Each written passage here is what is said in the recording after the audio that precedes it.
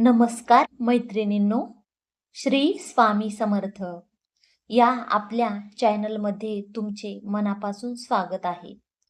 आज आपण देवयानी एकादशीच्या दिवशी भगवान विष्णूंची पूजा का करावी आणि भगवान विष्णूंना 108 तुळशीपत्र अर्पण करण्यामागील धार्मिक महत्त्व काय आहे हे जाणून घेणार आहोत. तर व्हिडिओ शेवटपर्यंत नक्की पहा. तुम्ही आपल्या चॅनलवर नवीन असाल तर कृपया चॅनल लाईक, शेअर आणि सबस्क्राईब करा. बेल आयकॉन दाबायला विसरू नका, म्हणजेच असेच आध्यात्मिक आणि भक्तिमय व्हिडिओ तुम्हाला सर्वप्रथम पाहायला मिळतील. चला तर वेळ न घालवता व्हिडिओला सुरुवात करूया. मैत्रिणींनो, आषाढ शुक्ल एकादशीला देवयानी एकादशी असे म्हणतात. या दिवसापासून भगवान विष्णू श्री सागरात योग निद्रेत जाताना अशी धार्मिक श्रद्धा आहे. याच दिवसापासून चतुर्थ मास सुरू होतो. या काळात भक्तींनी जप, तप, दान, नामस्मरण आणि सात्विक जीवन जगण्याचे संकल्प करावा असे शास्त्र सांगते.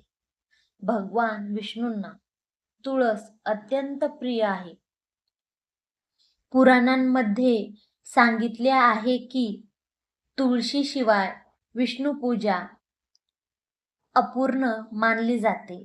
म्हणून या दिवशी विष्णूंना 108 तुळशीपत्र अर्पण करण्याला विशेष महत्त्व आहे. 108 हा अंक पवित्र का मानला जातो? हिंदू धर्मात 108 या अंकाला विशेष स्थान आहे. आपल्या जपमाळेत 108 मणी असतात. अनेक मंत्रांचा जप 108 केला जातो. हा अंक पूर्णत्व, भक्ती आणि आध्यात्मिक साधनेचे प्रतीक मानला जातो. जेव्हा आपण भगवान विष्णूंना श्रद्धेने 108 तुळशीपत्र अर्पण करतो, तेव्हा प्रत्येक पत्रासोबत आपल्या मनातील अहंकार, चिंता आणि नकारात्मक विचार नाहीशी होते. देवयानी एकादशी दिवशी असेही म्हणतात, या दिवशी सर्व सेवेकऱ्यांनी उपवास करावा व आपल्याला सद्गुरू परमपूज्य मोरेदादांनी दिलेल्या भगवान श्री पांडुरंगाच्या दिव्य मंत्राचा एक माळ जप करावा. एकादशीच्या दिवशी सकाळी लवकर उठून स्नान करून आपल्या कुलदेवतेची व श्री विष्णूंची पूजा करावी.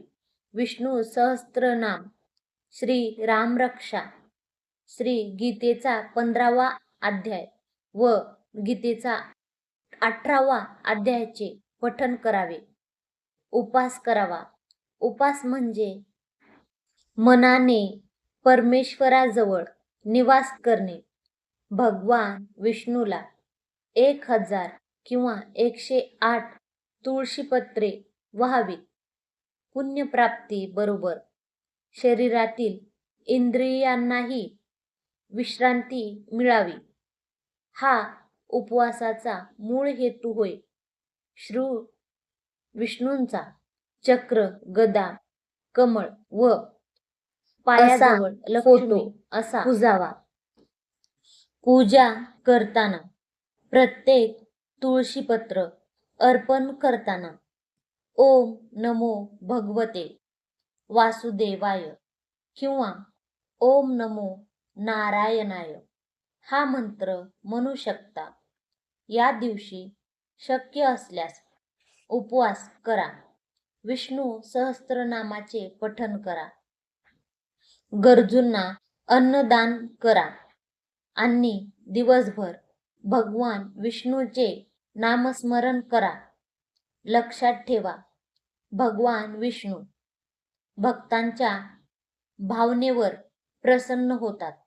तुमच्याकडे 108 तुळशीपत्र नसतील तरीही मनापासून केलेली पूजा ते स्वीकारतात. पण शक्य असल्यास श्रद्धेने 108 तुळशीपत्र अर्पण करणे शुभ मानले जाते.